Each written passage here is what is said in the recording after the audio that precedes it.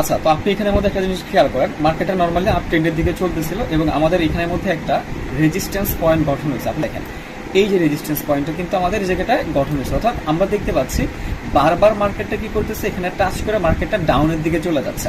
এখন আপ ট্রেন্ডের যত নিয়মই আপনার আপ ট্রেন্ডের যত নিয়মে যদি আপনার বলে যে পরের ক্যান্ডেলটা আপের জন্য যাবে, আপনি অবশ্যই অবশ্যই এই জায়গাটা অ্যাভয়েড করার চেষ্টা করবেন। হ্যাঁ, হতে পারে এখন আপের দিকে যাচ্ছে, বাট একটু হইলেও পসিবিলিটি থাকবে মার্কেটটা এখান থেকে রিভার্স নেওয়ার, অর্থাৎ এই জায়গায় ট্রেড নেওয়াটা কি হবে আমাদের জন্য বোকামি হয়ে যাবে। আমরা কখন এই জায়গা থেকে আপ ট্রেডের জন্য নিতে যাবো না, বিকজ অফ এই জায়গায় একটা রেজিস্ট্যান্স পয়েন্ট গঠন হয়েছে।